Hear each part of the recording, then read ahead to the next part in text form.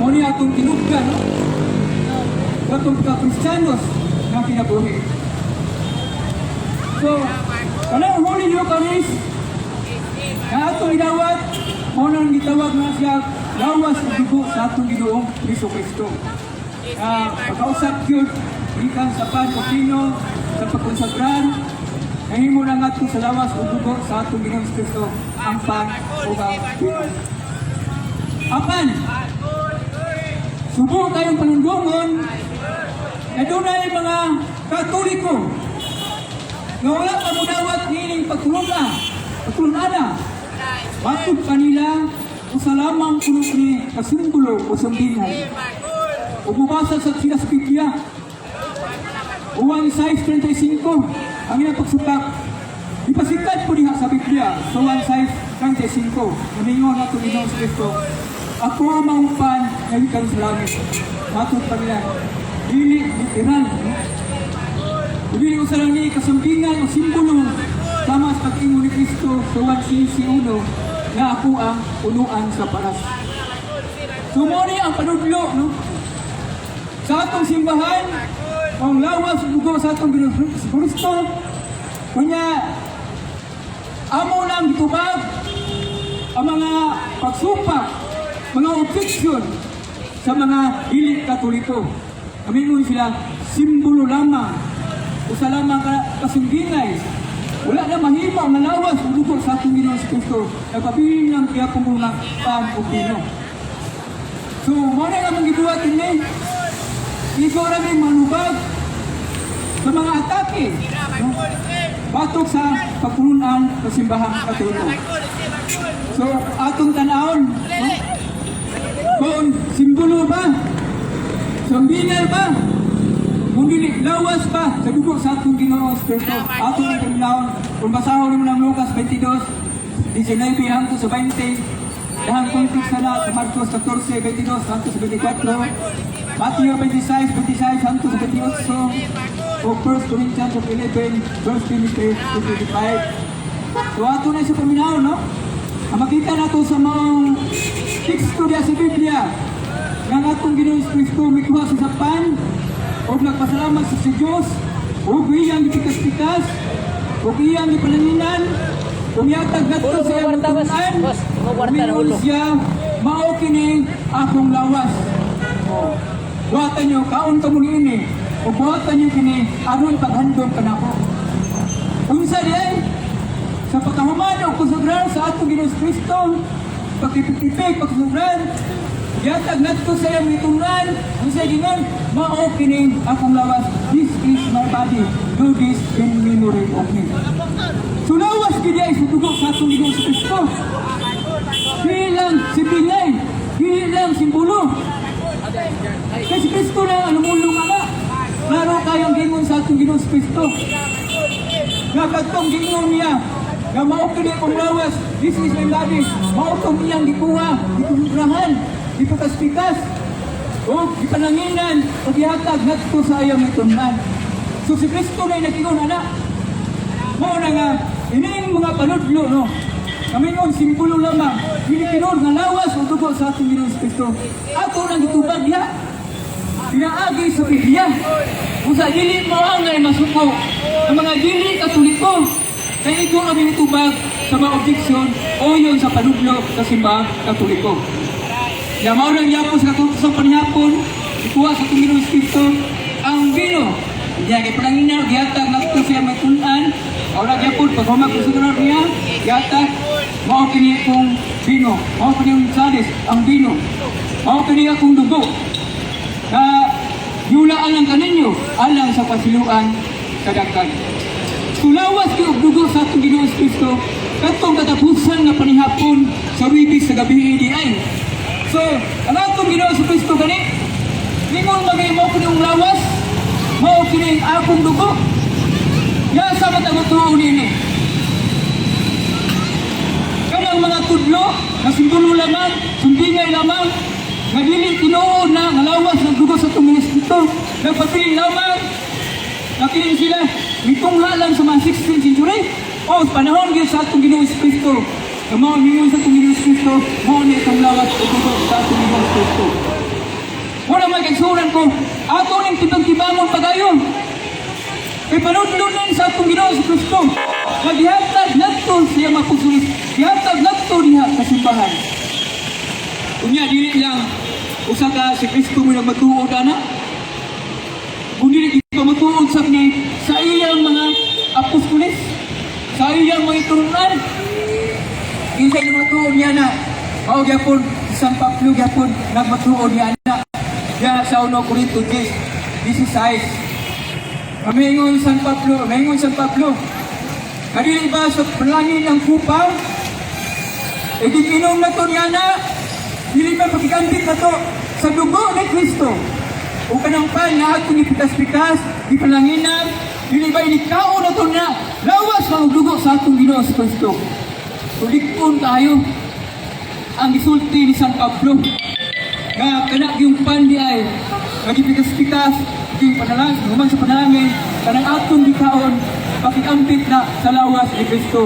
Ingon mang usap ang salis, upang naging palanginan, pakikambit sa uso ni Kristo, inuman ko niya na, nikaon na ng Santos ngayon ko siya, mabasa ka na ito sa 1 Corinto 16. Pertinik una, di ba? Una nga, kita mga Katoliko, ato kung timagsimbangon, no? Binisay alay nga ito na itong tubuan. Wala ko din, mauna din ang simbahan. Ang simbahan Katoliko. Kaya pagtunan sa itong Ginoong Kristo, dito magituloy pa sa mga apostoles. Unya, Matthew 28:18, ingo naman yung atong Ginoong Kristo, panglakaw mong ato sa nang katawag, tibok libutan, imua sila nga ako magtunan, o kunyagi sila sa ngalan samahan, sa anak o subso, o tudluin sila sa tanan na gisubog pa ninyo. Muna nga diha sa internet, dagdag kayong ubambit na mga dili Katoliko, mga posante. Kung ako nang itubag na, naagisis panutlo sa akong simbahan. Yung dili ko mingon, wala ko mabilisyon na. Yung dili ko kumingon, bugo mo. Kung ko kumingon na sa slatik ka. Yung dili, mingon naman ko. Lumaw niya panutlo sa simbahan, paambit sa simbahan, itudlo sa akong simbahan. Gamitan ko ang mga teksto. Hindi akong terahan dahil ko, sa mga dili katay ko, dili na po hindi. Diba?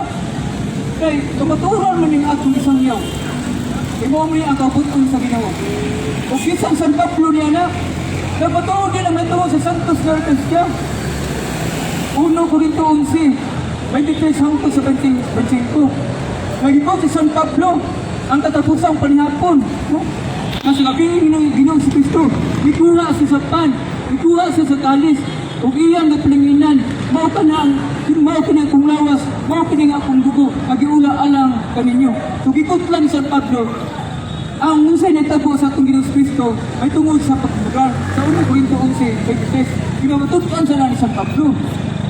Kalawas na dugo sa atong Ginoong Kristo. Ug daghan kayo na, upatan siya kagaspil. May tingod sa Santos Garcia, human sa pagsugar ni Ana, lawas na dugo sa atong Ginoong Kristo. Una ang panudlo sa atong simbahan. Unya, kung saan man nakuha ng Tanyana, udawat Tanyana, mukaon Tanyana, tudunay pasalig ang atong Ginoong Kristo sa website 24. Kabisan kinsa nga mukaon sa kong lawas, uminom sa kong dugo, may kayaduhin dahil ubanhaon ko siya sa katapusang adlaw. Tudunay na pasalig ang atong Ginoo si Kristo. Kung mukaon Tanyana, makabatong ka kinabuhin dayon, banahon ka sa katapusang adlaw. Sa may buta sa bukal makabatong ka kinabuhin dayon, banahon ka sa katapusang adlaw. Dili ka na kaluwasan, dili ka na kinabuhin dayon sa katapusang adlaw. Muna'y pasalig sa atong Ginoo si Kristo. Nga sa 1:55, mismo ang atong Ginoo si Kristo, mao ginamulang niya na. Ang akong unod, mao matuod na kalanon. Ang akong dugo, mao matuod na ilimnon. 1:55. Unya, si Pintay-Tres, hindi ka makabatuo kinabuhin dayon kung dili ka mo dawat o dili ka mo kaon kaya ng Santos nga Eucharistia. Muna, ang simbahan Katoliko, nagbasig na to, no? Natong ka na mga membro ng mga Katoliko, nga every Sunday, 1 to pagsimba sa atong simbahan. Isip atong obligasyon pagsimba sa adlaw ng Linggo o pagdawat sa Santos nga Eucharistia. Kaya ang Santos nga Eucharistia o ng lawas o dugo sa atong Ginoong Kristo, pagkaon na siya nga espirituhanon. Tambal na siya sa atong kalag nga masakiton. Itawag ni siya o tambal na siya sa kalag nga masakiton. So, mo nang gasit sa atong simbahan. So, doon na lang pinunong sa atong simbahan, sa atong katekismo, kung dili ta, pwede mga lawat, kanaa ka sa salambutan. O na nga, nang kita mag-usisa sa pagkabalingon, kukaon tayo na, huwag ba tayo mutasin siya na. Doon tayo mutasin, huwag ko sa kasunod kasalanan, kayo, umpisa na ito itong sala, matagantag at tulos sa pare, o makadawat at tadya sa Santos na Eucharistia. Naman siya sa kuwan. Unang ikatulong na sakramento, unang siyang sakramento, prekonsisyon, ya ikaw pat ang Santos na Eucharistia. Palitan lagi nila kuwan. Screwdriver kay lang gayo. Unang siya kapupunta na may tungodan ng kumpisal. Right? Anong mga Katoliko? Anong mo kumpisal mo mo pare? Ang Biblia na kingun man, Marcos 2:7. Unuan 1:9.